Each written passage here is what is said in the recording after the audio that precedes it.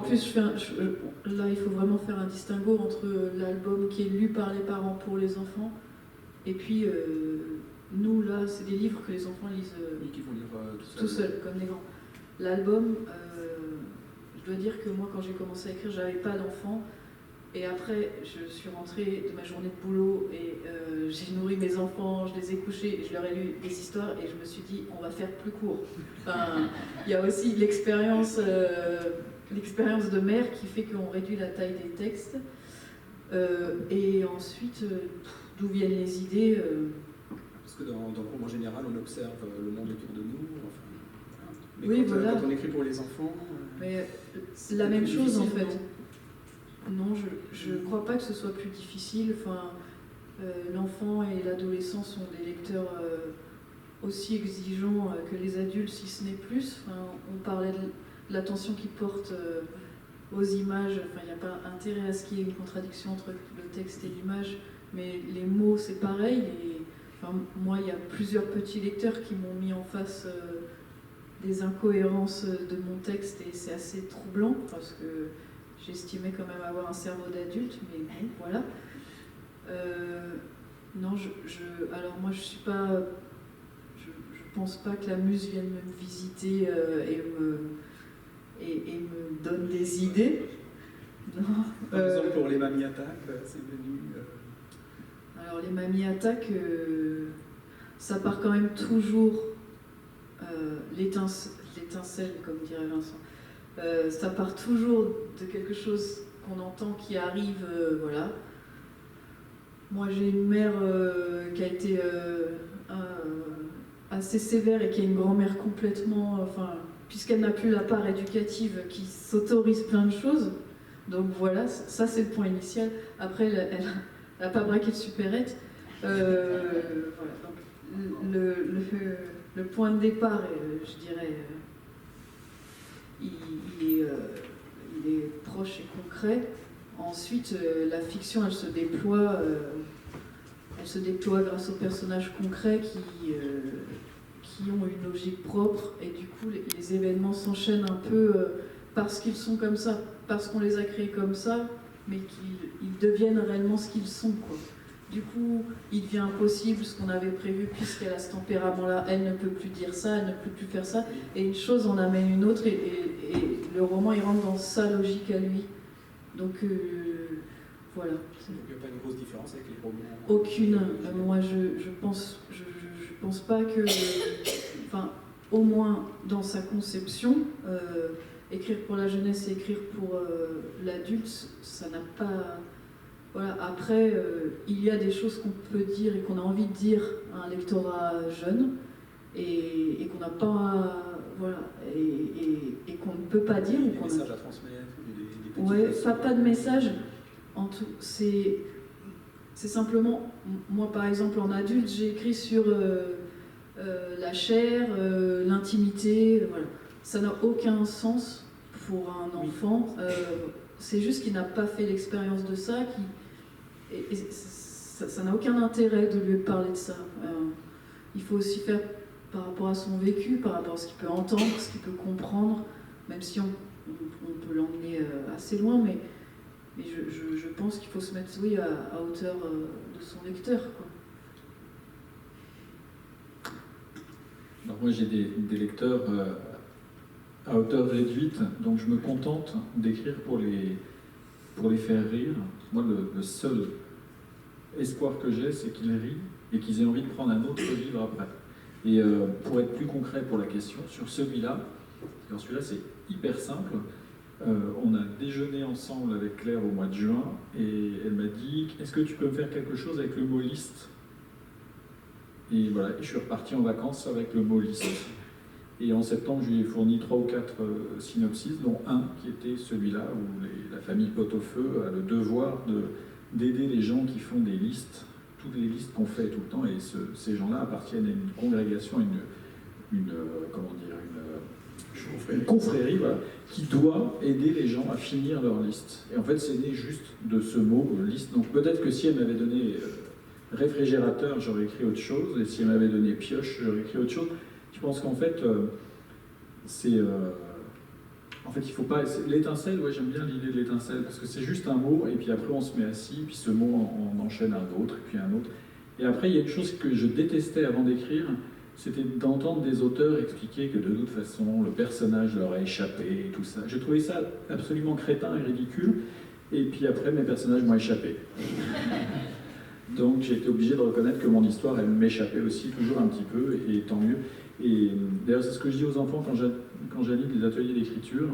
Je dis, il y a un moment où le seul moyen d'écrire, c'est d'écrire. C'est-à-dire qu'il faut arrêter de réfléchir, il faut juste se poser et écrire, parce que c'est en écrivant que les choses vont venir. Et effectivement, donc là, les choses se font toutes seules. Oui, et ils ont beaucoup d'imagination, je pense, pendant les ateliers d'écriture. Oui et non. Non. Non, parce que Ils sont plus, plus alors, pour l'écriture. plus ils avancent en âge, moi je fais ça du CP à la 6e, et plus ils avancent en âge, moins ils en ont, parce que plus ils sont formatés scolairement, malheureusement ou heureusement, parce que ça fait partie du truc. Et ensuite, s'ils sont... Il y a des... C'est un bateau, mais la télé, enfin, ou la télé ou les écrans et tout font qu'ils ont...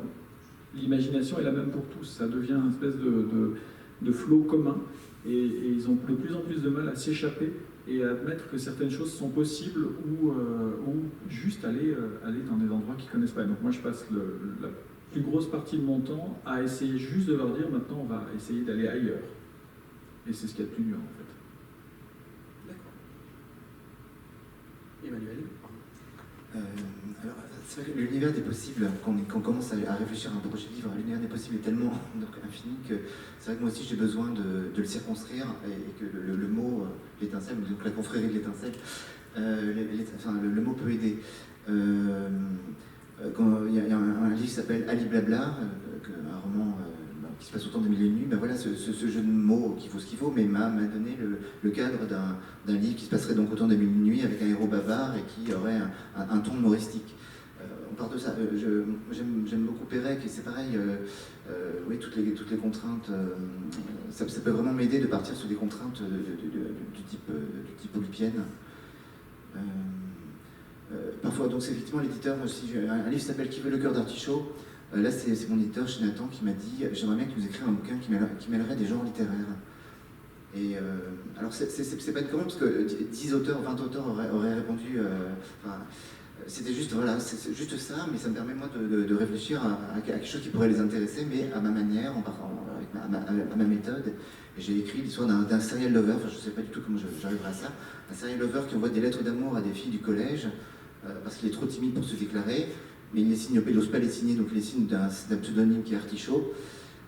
Donc ça c'est pour l'intrigue, et puis j'ai mêlé effectivement un journal intime, celui du serial lover dont on découvre l'identique à la toute fin, le journal du collège avec les enquêteurs qui enquêtent sur ce type qui s'appelle Artichaut, et dont on a vu qu'il y avait deux lettres qui avaient été reçues par des filles du collège, des poèmes qui prennent des formes de acrostiches, fables et autres, et puis le récit. Voilà, donc ma façon à moi de répondre à cette demande assez vague, mais qui m'a quand même beaucoup aidé, parce que justement en circonscrivant le champ des possibles. Voilà. Enfin, chaque livre, le point de départ est différent dans chaque livre. Voilà quelques exemples pour moi. Et Vincent, ce sera peut-être plus sur le livre pour adolescents. Ouais. Vous en avez parlé sur France Culture. Ouais. Très récemment. Ouais, hier. Le truc, c'est... effectivement, on invente des personnages, et puis à un moment, il se trouve qu'il y a 1, 2, 3 personnages qui se mettent à exister. Et quand ils se mettent à exister conjointement, il se passe des choses entre eux qu'on n'avait pas prévues pour eux. Voilà. Pour moi, un roman, il commence à exister quand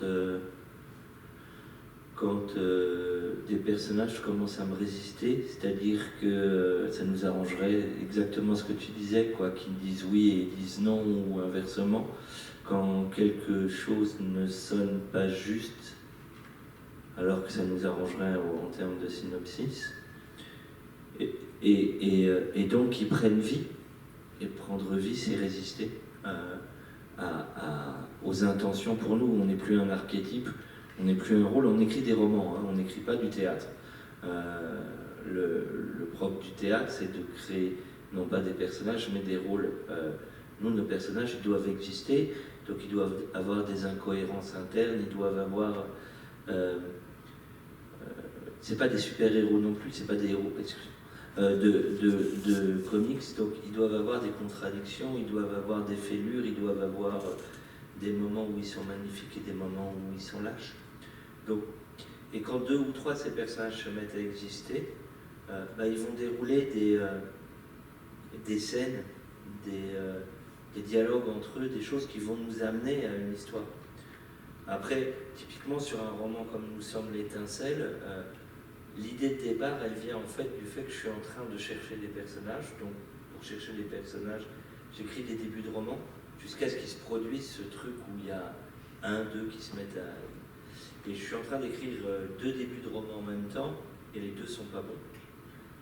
Je le sais, j'arrive pas à trouver.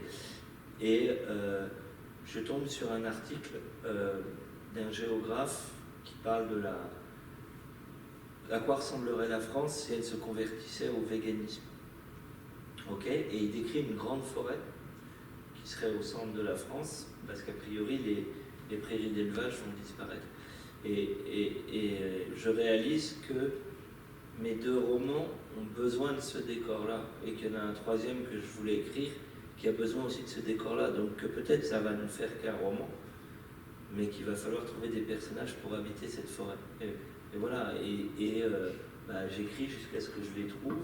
Il se trouve qu'ils ne vivent pas à la même période, il se trouve qu'il y en a qui vivent en 2025, il y en a qui vivent beaucoup plus tard, que certains sont très jeunes et d'autres moins, que ça m'intéresse en littérature jeunesse à ce moment-là d'écrire le destin de personnages beaucoup plus âgés que moi même. Donc que petit à petit va se construire cette idée de travailler sur l'idée d'une révolution et de la suivre sur 40 ans. Mais d'où ça vient au départ? De cet article, des échecs dans les romans précédents et de personnages qui prennent cher, quoi. Pourquoi Claire, elle écrit à un moment dans un roman sur Noirmoutier? Parce qu'elle le connaît.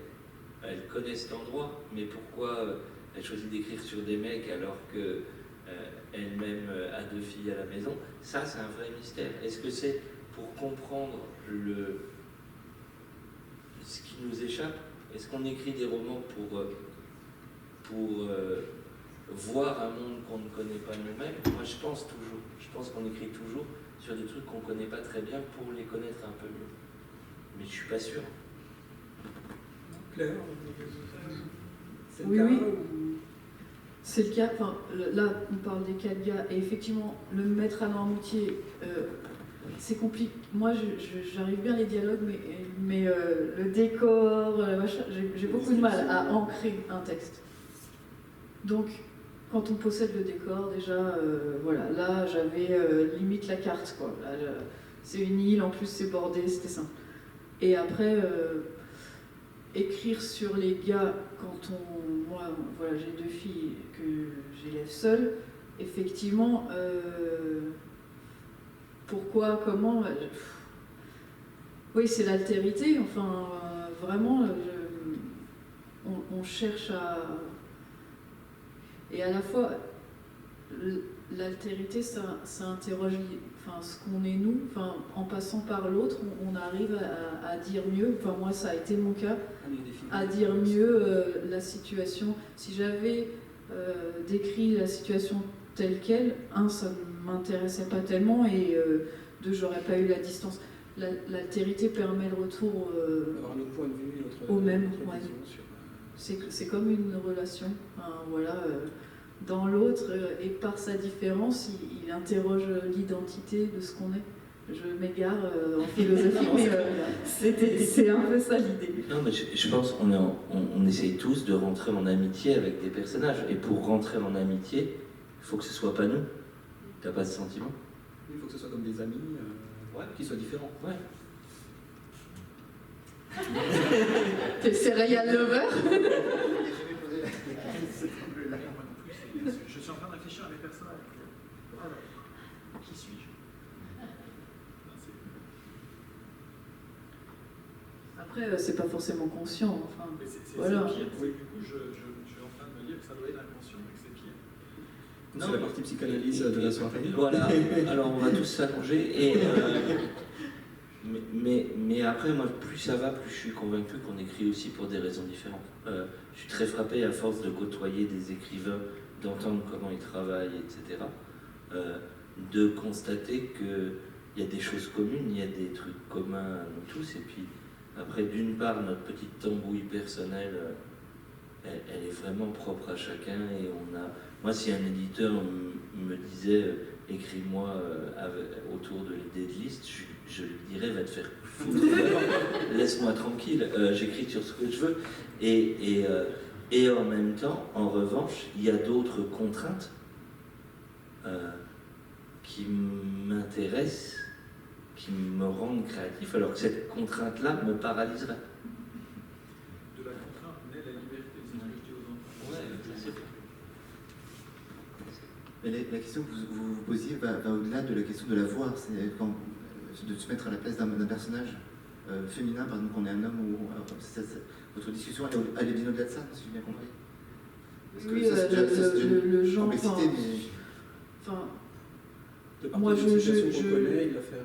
non, mais voir être une femme et écrire sur des hommes ou l'inverse, voilà, Flaubert, il a répondu de façon définitive à cette question.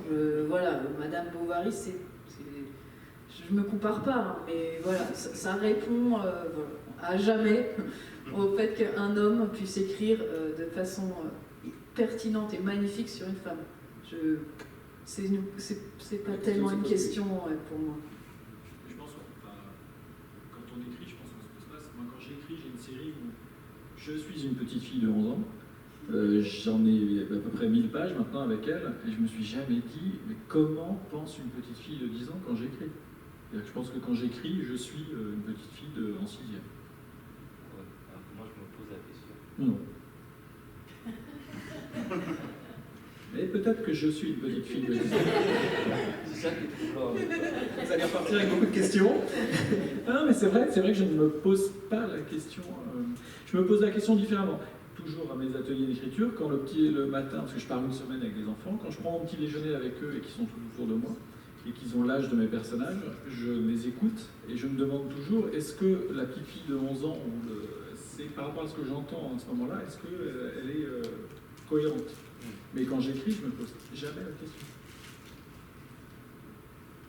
Après, quand j'écris une grand-mère de 80 ans, je ne me pose pas la question non plus. Donc de toute façon, oui, j'ai peut-être tort, peut-être que je me pose la question. Alors on laisse un peu de temps au public pour préparer ces questions, et pour l'instant on va parler au projet, si vous voulez bien nous donner des petites avant-premières. Et avant ça, je vais aider un petit peu Thierry, notre régisseur, parce qu'on prépare chaque fois des couvertures de livres qui doivent apparaître chaque fois que l'auteur parle. Et Thierry, si je ne lui donne pas de signe, il ne sait pas quand y aller, donc oui, c'est très bien. On commence par Claire. Alors, moi en janvier, j'ai un livre en littérature ado, qui s'appelle Une fille de perdue, c'est une fille de perdue. Parce que quand on est quitté, en général, on dit une fille de perdue, c'est 10 de retrouver, et c'est excessivement agaçant. Parce que, voilà, le héros a 17 ans, et à ce moment-là, quand cette fille le quitte, c'est la fille. Et c'est impossible de passer de passer par-dessus ça, c'est un gouffre. Donc je voulais parler du désarroi amoureux, de ce que une première rupture dans une vie peut faire, quoi. Donc voilà, c'est gay. Personne ne lire une de perdue, 10 de retrouver, ça ne réconforte personne. Non, mais c'est en général bienveillant, mais c'est tellement maladroit. Faut pas dire ça. Vraiment, faut pas dire ça.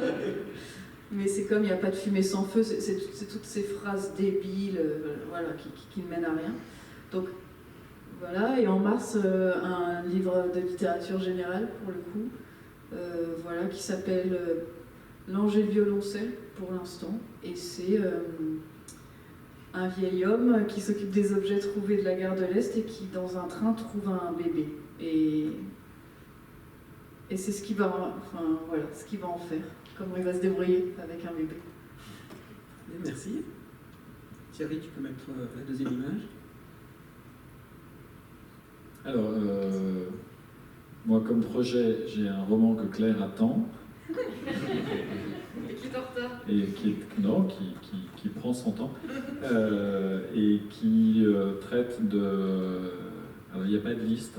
Et là, on ne m'a pas donné de mots, mais ça tourne autour de la musique, des instruments de musique, même si la musique n'est pas le centre, en fait. Mais ce sont des gens qui sont des Robins des Bois des instruments de musique. Ils volent les instruments de musique, c'est les gens qui ne s'en servent pas pour les déposer chez les gens qui ont du talent, mais pas d'instruments. Donc, en fait, voilà, déménager un piano à queue du 6e étage en pleine nuit, c'est compliqué. Ça commence comme ça et c'est compliqué. Et donc ça, c'est pour le printemps. Après, j'ai une série dont ma petite fille de 11 ans va vivre sa 9e aventure. Donc ça sera, je l'écrirai en début d'année. Et si tout va bien, elle va aussi exister sous forme de bande dessinée. Donc ça, c'est une autre aventure parce que c'est... Non, je me contente de raconter, mais c'est une façon très différente, parce que toi tu l'as déjà fait, de penser et d'écrire, et c'est vraiment assez troublant en fait. Comme quoi,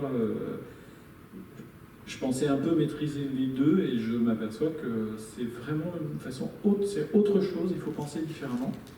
Et puis qu'est-ce que j'ai là, avec Claire, on fait une opération commando lundi pour essayer de faire naître une autre aventure encore. Je suis son agent. C'est mon agent lundi, donc pour une série, Chez Bayard, vendre une série formidable.